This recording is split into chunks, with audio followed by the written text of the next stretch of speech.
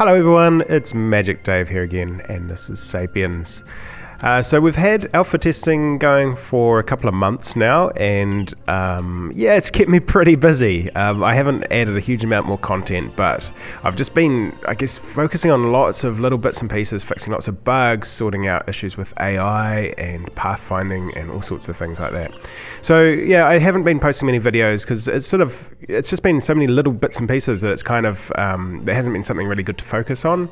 So I thought, anyway, it was time to do a video and just sort of do a bit of a recap on all the things I've been doing. So the first thing that I sort of hit was, with testers playing and putting in many more hours into single worlds than I had, I was starting to find issues with performance. Now this world here has a large number of Sapiens. If I just check, we've got 122 Sapiens in this tribe. So I'd never even got close to that before, and when I first tried to, when the testers first started getting up around sort of 60 to 70 Sapiens, things would start to break down and it would get slow and stuff. And then, I hit other limits further along. So at the moment, 120 is probably about the limit. It's mainly because of AI at the moment. I've sort of hit all sorts of different little problems to do with, rendering issues with lots of Sapiens and, lots of storage areas and lots of building commands, even just rendering all of these little markers around the place. I'm still working on these things. The performance is not perfect right now. What happens is you sort of optimize things and then that breaks other things, causes bugs, and then you fix the bugs and it makes it slow again, and then you make it fast and then it makes more bugs, and it's kind of an endless cycle that slowly improves things. So overall, I'm absolutely confident that I can make this work, and in fact it is working. It's very playable, and you can, some of the testers are having quite a lot of fun with it. They've put a lot of hours into it and just really enjoying it. So it's all good. It's just there's a lot of work to do. So one of the first things I had to figure out was how to make pathfinding faster. So I was calculating the sort of nav mesh through the environment for each Sapien as it was required, and that worked with when you just had a few, but it really broke down when you had lots and lots of paths having to be calculated. And so they were sort of standing around just waiting for a path for long periods of time. And it was really, really quite a problem. So I've actually changed it now so that the entire nav mesh is calculated for the loaded area around Sapiens, and then they pick their path through the nav mesh. And that's actually allowed me to visualize it too. So if I go in, let's just turn on debug mode. If I click on this and make it the debug object, then you can actually see all of the nodes that belong to this wall here. These green ones are added to allow them to walk through the doorway. And then you can see the connected nodes as well, or the nodes nearby, and see the paths between them that they can take. So this path is also providing some nodes, and so they can go from that path node to that path node. And it doesn't have to do any kind of collision detection while you're playing to figure out whether they're going to collide with something that's placed in the way or anything like that, because these nodes are all pre-calculated when the world loads. So that was quite a major shift, but at least now that I can actually debug it like this and see all the different nodes, it showed me what all the problems were and why they were walking through fires or walking through a wall or what was going on. So I was able to fix lots and lots of issues with the pathfinding, and now it's pretty robust. It is working pretty well. So and it's super fast as well. It's really not going to be a bottleneck. I think the pathfinding code as it is now could probably handle a few thousand Sapiens. So that's one thing that was a little bit concerning to me that is now not a problem. So then the next problem was issues with the AI. So there are still some issues, like you can see them sometimes sort of standing up and sitting back down. It's not too bad though. The worst was sort of situations like this where they're all sitting around and there's actually nothing to do. And then if you go and queue up, let's just, order these 110 beetroots be gathered.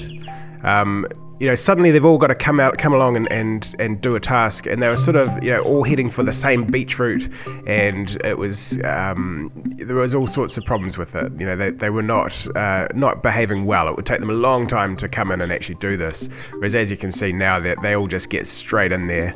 They're all sort of eating beetroots because they realise that they're a bit hungry. They might as well while they're holding one. And so lots of little improvements around that kind of stuff where it's a lot more robust now. You can see that it's a bit jerky. I've still got more issues with performance. That clipping there, they are actually following the path okay. They're not walking through that wall. It's just that visually you can see that they do clip through. It's hard to know how far to go with some of that stuff. I can improve it a bit, but it's just difficult. Sapiens would sometimes get stuck too. I think there's still in this world, over here, it was possible previously to plant a whole lot of trees all in the same spot.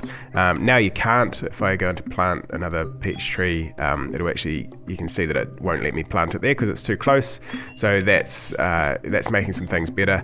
Sapiens would sometimes get stuck in little clusters of trees in this world that one of the testers had created, and then they would cause all sorts of troubles too, because they'd be trying to find their way out constantly and trying to go and assign themselves to tasks around the place and never really realize that they were stuck, and then they wouldn't be able to sleep and all sorts of stuff. So I'm now dealing with when they get stuck, and they do kind of just resign themselves to being stuck and just sort of sleep on the spot, and it's okay. I guess there's more to do though. I guess they should, if they can, sort of dig their way out or chop their way out. I think there's more work to do with that, but at least they know they are stuck and deal with it. So as you can see, also there's a little bit of more content. There's some split log walls now, and these bigger roofs, and the thatch is actually thatchy, whereas before it was quite flat. So I've done quite a bit of work on all the graphics and stuff too. I'm always tweaking graphics and improving things. There's actually mud bricks as well, and mud brick walls, and a few more building components, and I think these seats are new too. They do sit a bit close at times and things, so there's more work to do there too. Another thing that you can do is when you are placing stuff, you can now choose which types of log that you're going to use and which types of objects and stuff. There's these different mud bricks that you can get. You can actually make them out of hay or out of sand, and they'll look slightly different.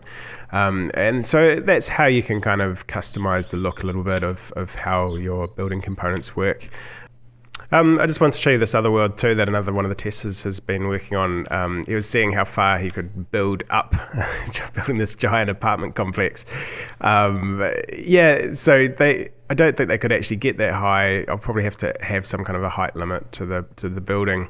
It's interesting because I'm making these tools just so flexible, and that's so important to me. I want you to be able to build pretty much anything you want, but that means that you're going to hit limits in the engine and in the performance and things like this that just are a bit weird. So trying to decide where to put those limits and how to enforce them is sort of, it's one of the things that I'm having to work on at the moment. I'm doing a lot of that sort of thinking and trying to resolve those issues. Yeah, and another thing that, seeing these big buildings and stuff, you start to notice the lighting a little bit more and how that works, and sort of transitioning in between indoor and outdoor environments. I always kind of knew that the way that I was doing lighting using this image-based map was going to have this, this difficulty with transitioning.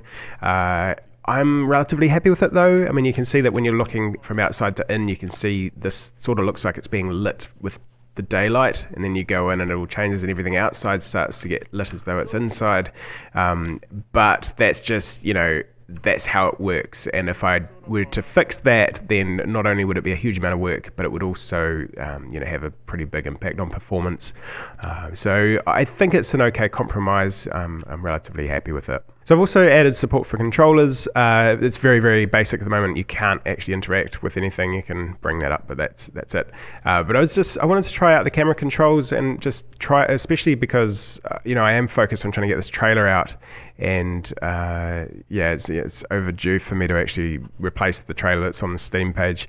And I thought it would be nice to just have a little bit more camera control, just to be able to ease in with the camera movements a little bit more. The analog sticks just give me a little bit more control there. So I'm quite pleased with that, and I'm actually kind of surprised with how well the well it sort of feels, or how good it feels with the controller. And yeah, I've added mammoths as well back into the game. They are only half implemented at this point, but I wanted to do things like just get this furriness on, the fur and the hair onto them. That's not something that the engine actually supported previously, to have those sort of decorations on a dynamic boned object like this. So that was a little bit of a technical challenge. I got that working, and I'm fairly happy with the look of them. I think they're quite cool. And yeah, one of the next things that I want to do is to actually get them to chase Sapiens, to get them to interact with the Sapiens to be able to hunt them. I think that it's going to be a dangerous thing to try to do, but then you'll get a lot of food and a lot of leather and stuff from them. So I think that could be quite cool, and I also want to get that done before I do the trailer, so that you can actually have a mammoth hunt as part of the trailer. So yeah, I don't know if this video has really sold the game very much, because it is in a bit of a funny state at the moment. I've done a lot of work on the AI and the pathfinding stuff. It's all much improved, but still with this many Sapiens, there are still issues, and you can see them jumping around. The performance isn't fantastic, but it's a work in progress, and I'm still improving things as I go.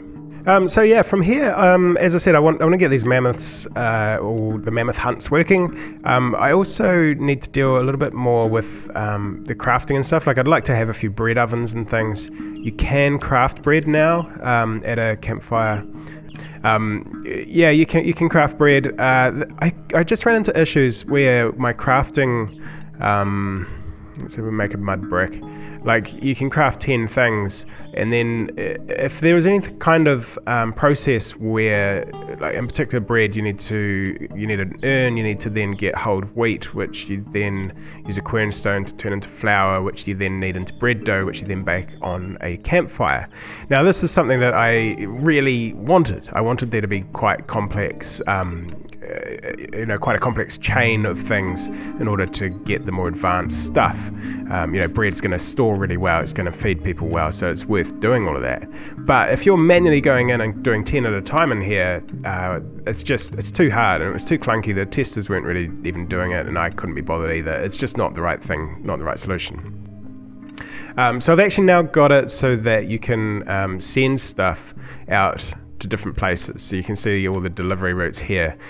So I can just send everything that's crafted here can be sent over here. And then you can set up a continuous order, and they will just keep crafting as long as they've got the input resource, and as long as, potentially as long as the storage area has storage available, then they'll just keep making it.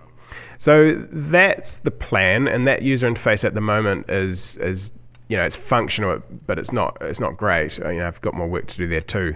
But all of this kind of stuff, it seems like everything's a bit haphazard and a bit of a mess, but it's kind of not. It's just in progress. This, I don't want to go and put a whole lot of detail into this user interface and polish it all up unless I'm sure that it is the right user interface, and I can't really know that until I've tested it a whole bunch, and then the testers have tested it a whole bunch too, and I got some feedback. So it's the start of something.